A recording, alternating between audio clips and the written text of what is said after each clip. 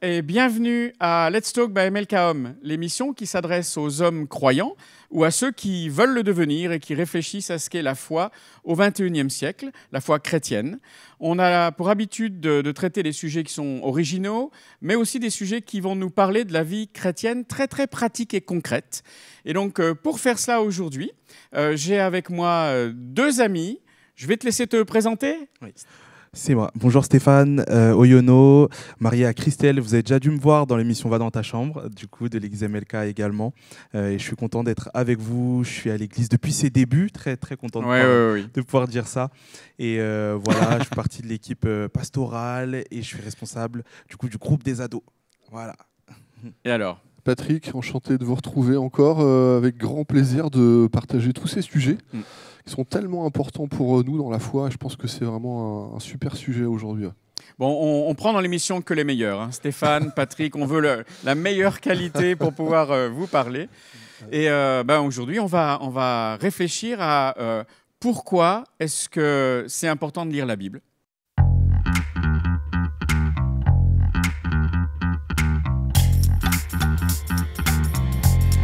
Et en fait, comment on lit la Bible ? Donc, très concret, on vit sur Terre, on a une vie professionnelle, on a une vie de famille pour la plupart d'entre nous, ou alors on se pose des questions par rapport à ça. Et au milieu de tout ça, où est-ce que je mets la Bible, la lecture de la Bible ? Comment est-ce que je fais ? Concrètement, on a tous des expériences différentes, variées, et c'est important de donner des conseils pratiques à ceux qui nous suivent. Donc, on y va. La question par laquelle je voudrais commencer, pourquoi c'est important de lire la Bible ? Quel est le but, en fait, de lire la Bible ? Qui est-ce qui veut commencer ? Patrick ? La Bible, en fait, c'est un livre qui a été donné par Dieu. Enfin, moi, je considère, on dit souvent la Bible, c'est la parole de Dieu. Et Dieu parle aux hommes. Donc, si on veut savoir qui est Dieu, parce qu'on ne le voit pas, moi, j'ai jamais vu Dieu. Quelques personnes, peut-être, ont pu dire, moi, j'ai vu Dieu en face. Moi, j'ai jamais vu Dieu en face. Par contre, la Bible, c'est vraiment ce livre qui a été fixé, dans lequel on sait que Dieu va parler aux hommes, qui il est lui. Et dans ce livre, on va voir, la Bible souvent parle de cette parole comme un miroir. Et quand on regarde un miroir, on voit trois choses. On voit le miroir, on se voit soi-même, parce qu'on va se regarder soi-même, puis on va voir aussi l'environnement dans lequel on est. Et je trouve que la Bible, en fait, a cette capacité, non seulement on voit Dieu, parce qu'on sait qui il est, il va révéler son caractère. Alors, il ne va pas dire « je suis », c'est vrai, il va dire « je suis », mais souvent il faut le découvrir, il faut réfléchir un peu. Après, on va se voir soi-même, qui on est soi-même et dans quel environnement on est. Et pour moi, je trouve que la Bible, pour être très très pratique, pour moi, c'est un mode d'emploi. Et on est Français, on est les champions. Il n'y a que 2% des Français qui lisent le mode d'emploi des choses qu'on achète. Et on sait pourquoi ça ne marche pas. Lire le mode d'emploi, c'est un signe de faiblesse. Voilà. Sauf que si on veut savoir comment ça fonctionne, c'est un mode d'emploi de foi. Et je pense de quelque chose qui est très très profond. Donc ton conseil aux hommes, c'est lisez le mode d'emploi. C'est lire le mode d'emploi pour ne pas se tromper, savoir vraiment comment ça fonctionne. Et toi Stéphane, qu'est-ce que tu dirais ? Ce que je dirais, c'est qu'on a toujours besoin de comprendre le pourquoi. Pourquoi on fait les choses. Pourquoi lire la Bible ? J'aime bien donner cet exemple, c'est qu'en tant qu'homme, être humain, on est fait corps, âme, esprit. Et si on ne se nourrit pas pendant une semaine, je pense qu'on aura tous le ventre qui nous le fait savoir. Mais pareil pour notre âme, le fait de voir des personnes que l'on aime, de pratiquer des activités que l'on aime faire, c'est important, ça nourrit notre âme. Et en fait, il y a aussi cette troisième partie de nous-mêmes qui est notre esprit, qui a besoin lui aussi d'être nourri. Et pourquoi lire la Bible, je dirais, c'est pour justement nourrir aussi notre esprit qui en a besoin, qui est attaqué pour nous chrétiens tous les jours par plein de choses et qui a besoin de se défendre. Et je pense que c'est pour ça qu'on a besoin qu'il soit fort et de le nourrir. Là, vous m'avez donné, je suis d'accord avec ça, mais vous m'avez donné des réponses de gens qui sont déjà convaincus. Mais la Bible, c'est vieux, on ne va pas se mentir. Ça fait entre le premier livre de la Genèse et puis le dernier de l'Apocalypse, il y a des siècles qui se sont passés, et puis le dernier a fini d'être écrit il y a peut-être, on va dire, à peu près 2000 ans de ça. Donc, est-ce que quelque chose d'aussi vieux peut rester pertinent et me parler à moi, aujourd'hui, homme du XXIe siècle, qui a des problèmes que peut-être les hommes de l'époque n'avaient pas de la même manière. Il n'y avait pas Internet, il n'y avait pas les réseaux sociaux qui étaient là pour nous occuper l'esprit. Est-ce que la Bible, elle est pertinente encore aujourd'hui ? Carrément. Aujourd'hui, alors moi, pour peut-être répondre à ça, en fait, on m'a offert la Bible c'était à Paris, avenue Daumesnil. On était, une mamie m'a arrêté dans la rue, elle m'a dit « Jeune homme, ce livre changera ta vie ». Alors, je l'ai regardé, j'ai dit, mais mamie, fous-moi la paix. Je l'ai renvoyé même assez violemment. Puis elle avait tellement d'amour dans le regard, elle a insisté, elle dit, ce livre changera ta vie. 5 ans plus tard, je suis devenu pasteur, j'ai rencontré Nathalie, je me suis marié, ma vie a changé complètement. Oui. Et cette histoire-là, c'est écrite pour moi en même pas 2 mois. Lorsque la mamie m'a offert la Bible, je n'ai pas eu à cœur de la renvoyer, je l'ai mis dans ma poche, puis j'ai dit, je vais le balancer à la maison. Et c'est ce que j'ai fait, je suis rentré chez moi, je l'ai foutu dans un coin, puis 15 jours plus tard, j'ouvre le... Alors moi, j'étais très bande dessinée. Alors ça commence mal, il n'y a pas une image dans la Bible. Hein. C'est vraiment, j'ouvre le livre, il n'y a rien pour t'aider. C'est que ça. Et je commence à regarder un peu en diagonale, j'entendais des mots, des guerres, des machins, des sacrifices. Je dis, mais qu'est-ce que c'est? C'est n'importe quoi. J'ai replié le machin, je l'ai rebalancé dans un coin, c'est n'importe quoi. 15 jours plus tard, j'ai dit quand même, j'ai vraiment été, je crois, poussé. Il y avait quelque chose qui te travaillait, quoi. Je reviens une 2e fois et j'essaie de lire vraiment plus attentivement. Je dis, purée, mais je comprends rien. Les noms, ça me parlait pas, c'était pas français. Et ça m'a gonflé. Et la 3e fois, le texte qui a touché mon cœur fait 10 lignes. On trouve ça dans l'évangile de Marc, chapitre 10, à la fin. Bartimée, un aveugle mendiant. Oui. Et c'est pas Patrick, hein. Oui. Mais ce texte-là, en fait, la Bible, c'est des tranches de vie, c'est des rencontres et c'est des dialogues. Et en fait, ces 10 lignes ont changé ma vie parce que ce qui était en train de se passer, c'est un homme qui s'appelle Bartimée. Oui. C'est pas Patrick, mais pourtant, je suis pas mendiant, je suis pas aveugle, je suis pas je suis pas il y a 2000 ans, je suis pas en tongs, je suis pas en tunique, je suis pas rien de tout ça. Mais par contre, cet homme, en 10 lignes, il a vécu un truc de dingue. Et ça a suscité un truc qui est tout simple. Je dis, zut, si ça marche pour lui, il faut que ça marche pour moi. Et ça a marché. Et ça a transformé ma vie simplement sur ce regard-là. Et je crois qu'aujourd'hui, la Bible, c'est plus que du papier et de l'encre. C'est ça. La Bible, c'est un truc où il y a des paroles, il y a des tranches de vie qui vont toucher nos cœurs. Comme dit Steph, nos âmes, notre caractère, ça va piquer au plus profond de ce qu'on est pour révéler le meilleur de nous. Et là, bon, tu disais papier et encre. On peut aussi lire la Bible sur son téléphone, sur un iPad, sur un ordinateur. C'est la même chose. Pareil. Clairement. Qu'est-ce que tu dirais, toi, Stéphane? Comment est-ce que... Imaginons, tu rencontres quelqu'un qui n'a jamais vraiment lu la Bible et pour qui c'est un livre qui est vraiment un vieux livre, qui n'a aucun intérêt. Comment est-ce que tu pourrais lui dire que non, mais ce livre peut te parler? Ce que je dirais à cette personne, c'est de vivre avec son temps. Je pense que c'est important d'aimer lire la parole aussi écrite, papier, on le souligne souvent, mais je pense que quotidiennement, il n'y a pas de mal parfois à avoir la Bible sur son téléphone et que je lui dirais il faut que sa Bible ça devienne un peu un objet du quotidien, quoi. Que ce soit quelque chose de passe-partout qu'il peut avoir partout où il va. Moi, par exemple, de manière très pratique, je lis la Bible le plus souvent dans le métro parce que j'ai essayé au début le matin en me levant et disons que voilà, c'est parfois assez compliqué. Je me laisse que des fois tu lisais de très près. Voilà, elle se rapprochait de plus en plus. De plus en plus, et je comprenais pas. Il y avait une méditation profonde après. Ouais. Je vois bien. Je me sentais de plus en plus près de notre Seigneur. Et en fait, un jour, Dieu m'a dit j'ai envie d'être dans ton quotidien. J'ai envie d'être dans ton quotidien. Et je me suis dit ok, qu'est-ce que je vais faire? Je vais prendre des moments que je peux pas enlever à mon quotidien. Ouais. Me laver, me brosser les dents, prendre le métro, que je le veuille ou pas, chaque matin, je dois le faire. Et en fait, je vais inviter Dieu à prendre ce temps-là avec moi. Je vais l'inviter dans mon métro, plutôt que de regarder la dame qui est en train de se disputer pour prendre la place de l'autre. Ouais. Je vais juste passer mon moment. Ça sent le vécu, là. Dieu. Oui, ça sent le vécu. C'était cette semaine. Ouais. Et aujourd'hui, c'est ce que je dirais à cette personne, en fait. Rien ne t'empêche aujourd'hui d'avoir ta Bible sur ton téléphone et en fait de l'amener un peu partout avec toi. Dans un moment de stress au travail, aller aux toilettes à côté et aller juste lire un verset qui te redonne de l'espoir, quoi. Et moi, je voudrais vous dire aussi, il y avait à la maison deux Bibles, une très grosse Bible, avec alors là, à la différence de la tienne, il y avait plein de gravures, des photos et tout, mais c'était un gros paveton qui donnait pas vraiment envie d'ouvrir. Puis il y avait un tout petit Nouveau Testament qui était rangé dans un coin. Un jour, je l'ai ouvert et c'était un verset de Marc, je me rappelle plus le chapitre, mais qui disait, en fait, quand tu pries, crois que tu as déjà reçu la chose que tu demandes et tu la verras s'accomplir. Et en moi, il y a eu quelque chose, et c'est ça aussi la lecture de la Bible, pour moi ça l'a été, il y a des engagements de Dieu noir sur blanc. Et je me suis dit, si c'est vrai, et s'il y a quelqu'un dans le ciel qui peut m'entendre, et c'était dans mon cœur, j'étais tout seul, personne n'a entendu ma voix, je n'ai même pas parlé.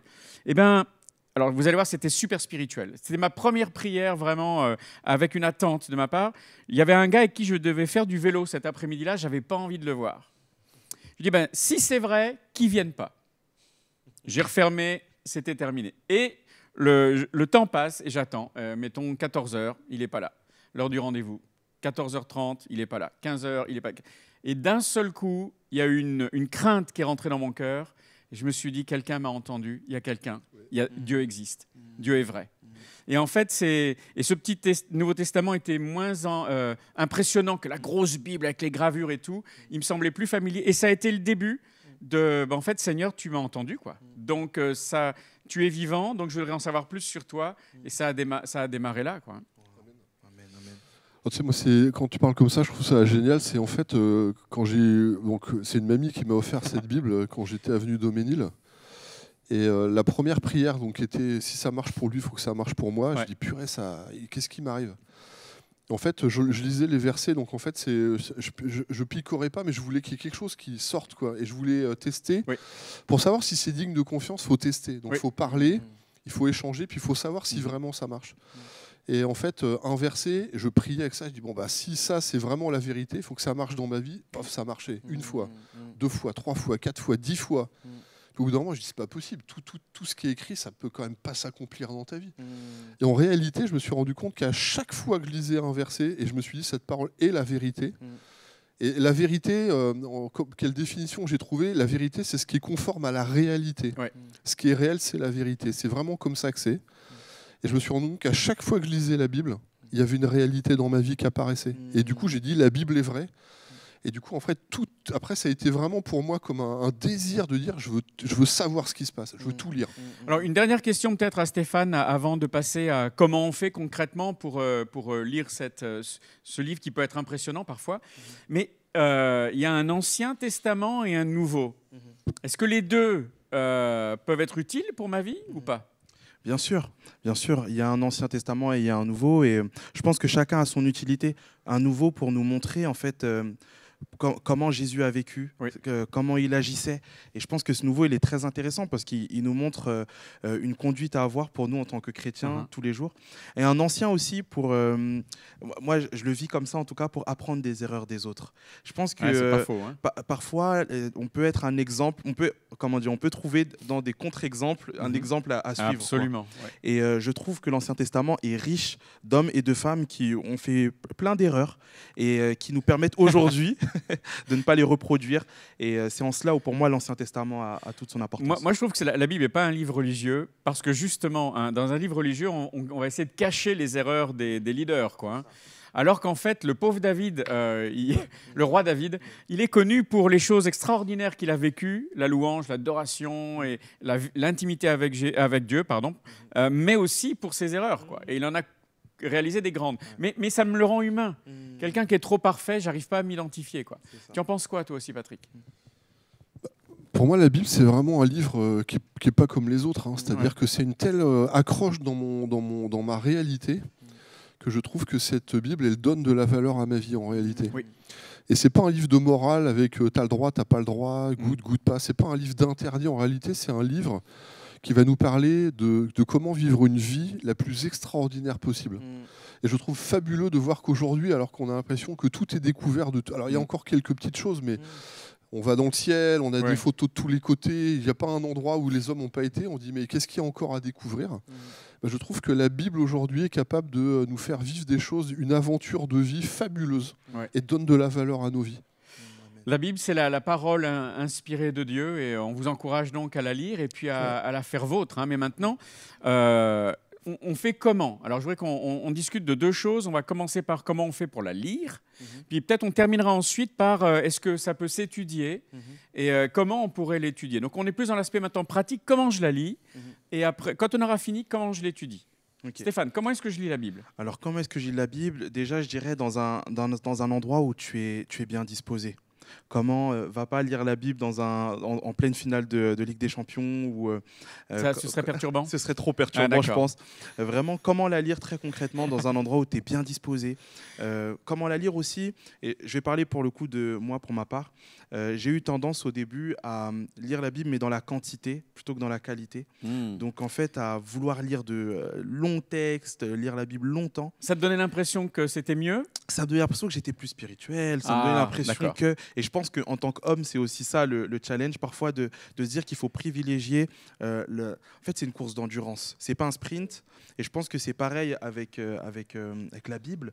Et aujourd'hui, je privilégie vraiment de lire des courts passages. Et lorsque ça me parle, parce que ce que nous demande la Bible, c'est de la méditer. Hein. C'est de la mâcher, de la répéter dans notre intérieur tous les jours. Et donc aujourd'hui, je prends une parole pour moi. Je dis cette parole, elle est pour ma journée. Et je réfléchis à ma vie. Et j'essaie vraiment après, à la fin de cette journée, de me dire, OK Seigneur, par rapport à ce que j'ai lu ce matin, j'ai compris ça de moi. J'ai compris ça sur ma vie. Et maintenant, je te laisse me changer et après, je prie. Excellent. Donc, voilà. Donc toi, avec le temps, tu vas plus vers une lecture plus restreinte, mais qualitative. Et comme on peut sucer un bonbon et que ça diffuse pendant un bon bout de temps, tu réfléchis dans ta journée à ce verset ou à ce passage que tu as lu. C'est ça. Tu fais comment, toi, Patrick? Alors moi, je suis pas du tout comme Stéphane. Alors, ça, avant que tu ailles plus loin, c'est intéressant. On peut avoir des façons différentes. Il n'y a pas de règles religieuses autour de la lecture de la Bible. Ça ressemble à qui l'on est. Hein. Alors moi, je l'ai pas. Alors, la première fois où j'ai lu la Bible, je me suis planté. J'ai voulu commencer par le début et j'ai commencé par les textes en fait les plus compliqués. Et ce qui fait que je ne comprenais pas ce qui se passait, donc je me suis planté. Genèse, Lévitique, Deutéronome. J'ai lu l'Apocalypse, j'ai lu plutôt des choses qui étaient un peu compliquées, je me suis planté. Donc j'ai dit, commençons par des choses, comme tu disais, qui rejoignent notre quotidien. Première chose. La deuxième chose où je me suis planté, en fait, la Bible, c'est 66. Il y a 66 livres, il y a 66 histoires. Sous-livres, quelque part à l'intérieur du livre. Donc c'est une bibliothèque. Et en fait, moi, c'est comme si vous prenez 66 DVD. Puis je vais dire, tiens, je vais prendre ce DVD-là, je vais prendre le chapitre 1, puis je vais le remettre, c'est pas mal. Puis En fait, j'étais en train de picorer là-dedans, et en fait, j'arrivais pas à avoir une image se détacher. Et donc, j'ai arrêté de faire comme ça. Après, j'ai lu livre par livre, en commençant par, je pense, ce qui est le plus important, c'est qui est Jésus, qu'est-ce qu'il a fait. Donc, j'ai commencé par un évangile. Donc, tu es passé dans le Nouveau Testament. J'ai quitté un peu tout ça. D'accord. Et j'ai commencé vraiment par dire, je veux savoir qu'est-ce qu'il a fait, puisque le point central, c'est Jésus-Christ au milieu. Qu'est-ce qu'il a fait, pourquoi est-ce qu'il Je veux connaître sa vie, quoi. Et au lieu de lire un petit bout à chaque fois, j'ai commencé par lire notamment l'évangile. Donc moi, le texte qui m'a touché, c'est dans l'évangile de Marc. Et quand ça a marqué, je dis, je lis tout l'évangile de Marc. C'est 16 chapitres, ça prend 40 minutes à peu près. Je lui dis, en 40 minutes, je vais déjà faire un point très central de qu'est-ce que c'est. Et du coup, je veux que ce livre-là, je veux que ce que je lis, comme dit Stéphane, ça impacte ma vie, mais on ne peut pas tout retenir la première fois. Donc j'ai dit, au départ, je vais lire de manière suivie. Et après, j'ai dit, quand j'ai commencé à lire comme ça un livre, donc j'ai lu Marc, c'est super intéressant pour moi. L'histoire de l'Église avec le livre des Actes. Et puis après, j'ai lu quelques livres qui sont à côté. Puis après, j'ai dit, OK, j'ai fait ça, plus ça, plus ça. Maintenant, je vais prendre les grands ensembles. Donc, j'ai lu tout le Nouveau Testament d'un coup. Alors, quand je dis d'un coup, j'ai lu de manière suivie tout le Nouveau Testament. Tu t'es pas arrêté, tu as fait que ça? Non, j'ai pas fait. Tous les jours, je lisais. C'est un petit bout. Mais j'ai lu pour faire tout le Nouveau Testament d'une manière suivie. Un petit bout tous les jours. Puis après, j'ai lu tout l'Ancien Testament de manière suivie. Puis quand j'ai vu tout ça, je dis, attends, il faut que je recommence. Parce que c'est tellement riche qu'il faut que j'arrive à retrouver des éléments pour, comme disait Stéphane, méditer, pour comprendre vraiment ce texte-là. Qu'est-ce que ça me parle? Et je m'interrogeais. La première fois, pour moi, j'ai dit, je fais d'abord une lecture complète de tout ce que la Bible dit. Puis après, je recommence. Et là, je veux maintenant rentrer dans les racines de quoi ça parle. Donc là, on est déjà presque à la limite de l'étude après quand tu le faisais. Mais tu vois, par exemple, la première année où j'ai découvert la Bible, je l'ai lu entièrement 4 fois dans l'année. J'ai lu 4 fois. Tu l'as dévoré, en complètement la Bible 4 fois dans l'année. Alors c'est vrai qu'il y a une espèce d'addiction, mais celle-là, elle est bonne. C'est-à-dire que c'est vrai que c'est passionnant, la Bible. C'est passionnant. Il y a des livres qui sont plus difficiles d'accès, pour dire gentiment, poliment. Certains peuvent être un peu ennuyeux au démarrage. Mais au fur et à mesure où on avance, on se rend compte que oui, ils sont difficiles d'accès, mais en fait, il y a des trésors à l'intérieur. Même dans les généalogies, vous savez qu'il y a des longues listes de noms, et un tel était fils de trucs, qui lui-même était fils de machin. En fait, ça peut paraître ennuyeux, mais il y a des trésors là-dedans. Mais ce n'est pas tout de suite qu'on accède à ça. En fait, il y a autant de manières de la lire qu'il y a de personnes. Ce qui compte, c'est que vous y trouviez votre rythme et du plaisir. On peut le faire tôt le matin. Alors moi, je suis plus quelqu'un qui se lève tôt le matin. J'aime ça. J'aime le moment de tranquillité quand tout le monde dort. Et je vais lire la Bible. j'ai un verset qui peut me parler tous les jours, que je vais envoyer à ma famille. Et puis après, j'ai d'autres livres dans lesquels Dieu me parle. Et j'aime bien, quand j'ai terminé la Bible dans une version, en prendre une autre. Et puis me laisser surprendre par un texte qui va être exprimé différemment. Et j'aime bien me surprendre comme ça, quoi. Alors que moi, tu vois, au début, en fait, à force de lire, comme ça, je dis 4 fois, donc rapidement, j'ai lu un paquet de fois la Bible. Et en fait, j'avais tellement l'habitude de lire que je savais que le verset que je cherchais, il est en haut à droite de la page. Alors là, je pense que... Et en fait, clac, on va vite chercher. En fait, par exemple, tu vois, comme moi ma lecture a changé, c'est qu'au départ, j'étais très linéaire. Oui. Et après, j'ai dit, tiens, il y a ce mot-là qui revient plusieurs fois, je veux le retrouver pour savoir c'est quoi la différence. Là, on est dans l'étude. Mais tu vois, et je veux dire, à un moment donné, je trouve qu'il faut accepter qu'on puisse, dans les saisons de vie, changer de version, parce qu'il y a des nuances qui sont hyper intéressantes, même en allant en anglais ou en espagnol, ou etc., selon les langues. Et après, de changer de manière en disant, à un moment donné, moi j'étais très pentecôtiste au début, puis après j'ai relu la Bible, mais d'une manière beaucoup plus, en me laissant inspirer notamment par des rabbins, des vieux écrits du XIIe siècle rabbins, et ça a complètement renouvelé ma manière de lire la Bible.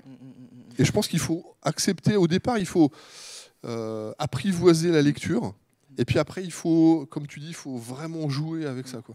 Alors, avant de passer à l'étude, est-ce que je peux avoir, Stéphane, je vais te poser la question, à la fois une lecture avec une certaine discipline, une routine, je vais lire la Bible en un an, je vais avoir une discipline, et puis en même temps avoir des moments où j'ouvre au hasard et je lis ce qui se passe. Je pense que Qui ne l'a pas fait? Je pense qu'il peut y avoir des deux. Moi, ce qui est beau avec ce livre, c'est que c'est un livre vivant. Et la deuxième chose qui est beau, c'est qu'on le lit avec le Saint-Esprit. La Bible, c'est pas un livre que l'on lit avec notre intelligence tout seul. Je pense qu'il y a vraiment une aide du Saint-Esprit. Et des fois, il faut aussi savoir suivre aussi cette conduite de l'Esprit qui parfois peut nous inspirer de lire un livre au complet, mais qui parfois aussi peut nous dire j'ai une petite surprise pour toi. Alors ce matin, essaye de prendre un verset au hasard. Moi, c'est ma femme, par exemple, qui peut fonctionner comme ça. Elle va se dire un matin, allez, je prends un verset au hasard et après, je médite dessus. Je prends un temps de silence avec Dieu pour l'entendre me parler par rapport à cela. Donc, je pense qu'il peut vraiment y avoir des deux. Et surtout, ce qui est important, c'est de ne pas entrer dans une certaine routine. C'est pour ça que j'ai bien aimé lorsque vous disiez le fait de parfois changer les versions. C'est important de ne pas lire ce livre comme un simple livre. C'est vraiment quelque chose qui s'expérimente, qui est vivant. Et pour cela, je pense qu'il faut savoir laisser aussi l'Esprit nous convaincre. Est-ce que vous seriez d'accord avec moi pour dire, alors c'est pas tellement sexy ce que je vais dire, mais est-ce qu'on peut aussi apprendre des versets par cœur? Alors le par cœur, ça fait vraiment écolier, il faut que j'apprenne par cœur. On a tous eu des récitations qui étaient... Mais est-ce que ça peut avoir une utilité d'apprendre des versets par cœur, selon vous? Oui, moi je dirais oui. La Bible, c'est une épée. La Bible, c'est un bouclier. J'aime bien dire ça parce que je pense que connaître un verset par cœur, c'est vraiment comme avoir une munition, avoir une balle dans sa poche qu'on est prêt à dégainer dans les moments où on en a besoin. Donc, je dirais pleinement oui. Oui, c'est important d'en connaître. Moi, je crois que lire la Bible, c'est une chose. Après, la connaître, c'est-à-dire faire un avec la parole, c'est vraiment hyper important. C'est vraiment une force. Donc, moi, je trouve qu'apprendre les versets par cœur, c'est nourrir sa foi. C'est nourrir sa relation avec Dieu et c'est hyper inspirant. Moi, j'ai sacrifié une Bible. Alors, je sais que tout le monde n'accepte pas ça, surtout quand on vient de certains milieux, certaines cultures. C'est un livre sacré, interdit de mettre de la couleur, pas écrire dessus, etc. Alors, je comprends tout à fait l'idée, parce que je crois qu'il y a des gens, pour tenir le livre, ils sont morts. Il y a des gens qui ont accepté, pour lire la Bible, tenir le livre, ils ont accepté de mourir en disant, même si c'est la dernière fois, je le ferai qu'une fois, mais je veux lire la Bible.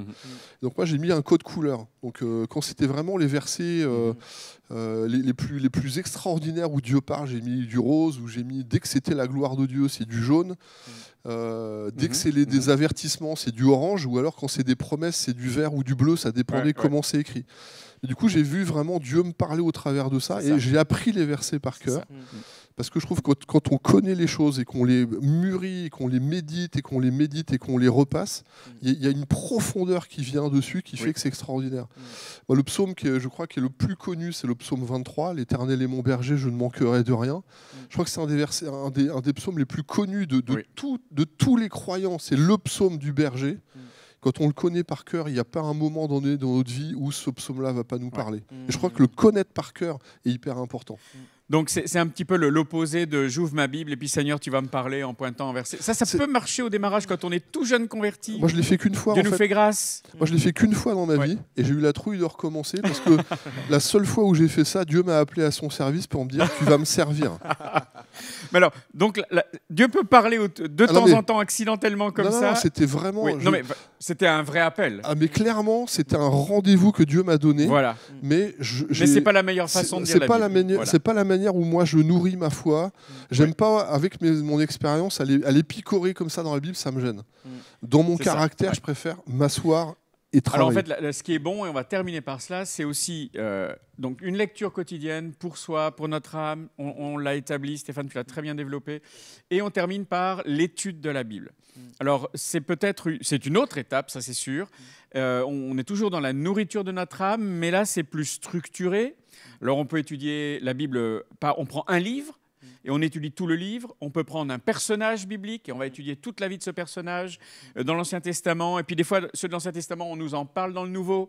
Donc on va vraiment s'aider avec des concordances et puis on va trouver les mots, etc. Il y a des programmes en ligne qui facilitent ce genre de recherche. On peut étudier un thème aussi, le pardon par exemple, ou la repentance, le salut. Puis on va regarder tous les textes qui peuvent le toucher. Comment vous faites-vous pour étudier votre Bible ? Stéphane. Étudier la Bible, donc on parlait déjà de pourquoi la lire, c'est se nourrir. Ouais. Pourquoi l'étudier ? Parce que pour moi, l'étudier, c'est développer son identité. Je pense qu'il y a cette importance d'étudier la Bible parce que c'est après ce sur quoi on se fonde, c'est des choses qu'après on prend pour notre vie. Oui. Et moi, comment je fais pour l'étudier déjà ? J'essaye de prendre des temps qui sont différents donc, de mes routines matinales. Ça va être des moments où une après-midi, je vais prendre 1 heure, je ne sais pas, ou comme tu disais, je vais étudier un thème. Ouais. Ou sinon, ce qui peut m'arriver, ce que je fais fréquemment, lorsque je sens que Dieu m'appelle à travailler, récemment par exemple, c'était sur la paix, c'est que je vais aller chercher vraiment tous les versets, les passages où la Bible mentionne la paix. Et je vais essayer vraiment de comprendre l'idée globale, ce que je peux garder pour ma vie sur ce thème. Donc vraiment cette importance de l'étudier aussi pour pouvoir faire grandir notre identité, renouveler notre intelligence, la Bible aussi le dit. Oui, tu as raison. Et après, voilà, par personnage, par thème, comment chercher donc tous les versets par exemple qui parlent d'un même thème, qui parlent du pardon, et vraiment aller chercher l'idée qui ressort globalement, quoi. C'est très pratique par exemple dans les bibles d'études où on peut aller très facilement à la fin et on a un petit dictionnaire avec plusieurs thèmes et les versets qui sont listés à côté. Alors, ça aide beaucoup. Sur ce thème-là, Patrick, je voulais te demander à toi, l'Ancien Testament a été écrit en hébreu, le Nouveau en grec. Est-ce que c'est utile d'avoir des connaissances dans ces langues-là ? Alors, et à un moment donné, oui, je pense qu'à un moment donné, quand on veut vraiment aller plus loin, il sera nécessaire d'avoir des outils pour nous aider à travailler. Donc, pas forcément avoir appris la langue, mais des outils qui vont nous traduire des mots. Alors, par exemple, moi, je suis passé d'une Bible très classique avec que les versets, avec une Bible d'études qui était la Bible, la Thomson, avec une chaîne de concordance et avec des sujets qui étaient à la fin. Donc, on va un petit peu plus loin. Puis après, il y a une autre Bible. En fait, il y a une Bible qui s'appelle avec les numéros Strong, où là, effectivement, en fait, chaque mot est référencé avec un numéro. Et à chaque fois qu'on a par exemple le mot paix, on va le retrouver dans toute la Bible. Alors moi, il y a un que j'ai étudié qui s'appelle le mot cœur. On se retrouve que le mot cœur en fait revient plus de 1000 fois dans la Bible. Donc quand on veut étudier le sujet, moi j'ai lu, je vais vous dire, pour le mot cœur, j'ai lu les 1000 versets du mot cœur pour dire que c'est quoi la nuance entre tout ça, pour aller au plus profond. Un des aspects où je pense qu'il faut pas être piégé, c'est que la première façon de lire la Bible, c'est une relation avec Dieu. La deuxième façon, c'est méditer pour aller développer sa connaissance. Très juste. Mais je pense qu'il y a une dérive qu'on peut toucher. Moi, en tant que pasteur, je lis la Bible pour produire des messages parce que j'ai des apports à donner à des gens. Ça ne remplacera jamais, ce temps d'étude-là ne remplace jamais le temps personnel que j'ai avec Dieu. Alors voilà, on va conclure là-dessus. C'est vraiment essentiel ce que vous avez dit tous les deux et ce que Patrick vient de dire. Moi, je vous encourage à même avoir 2 Bibles différentes. Une qui est vraiment votre Bible, comme tu as dit, pour la lecture qui est pour vous, quotidienne, et puis faire des études dans d'autres versions. Peut-être même d'autres langues, tu l'avais mentionné. Si vous avez le privilège de parler plusieurs langues, c'est intéressant d'en avoir plusieurs, mais si vous ne parlez qu'une seule langue, et c'est très bien comme ça. Mais il y a suffisamment de versions aujourd'hui pour en avoir une pour ma lecture quotidienne et qui sera différente de celle dans lesquelles je vais faire des études. J'espère qu'on vous a donné faim et soif. En tout cas, c'était vraiment intéressant de parler avec vous. Merci. Et puis, je voudrais vous challenger. Mettez Dieu au défi de vous parler, mettez Dieu au défi de te parler. Si tu te dis, mais ce que ces gars ont raconté là, est-ce que ça peut être pour moi ? Eh bien, fais l'expérience d'ouvrir la Bible, ouvre le Nouveau Testament, et puis peut-être comme tu le disais, regarde la vie de Jésus. Et si Jésus a vraiment vécu et est mort à la croix pour toi, si tu vois des choses qui te parlent, challenge Dieu de changer ta vie, de transformer ta vie, de toucher ta vie au travers de la Bible. Et puis, fais-nous savoir ce qui s'est passé après la lecture et puis après les études de la Bible. Merci. Merci pour votre intervention. Et puis, à bientôt. Merci. À bientôt. On prend une photo ? Yes.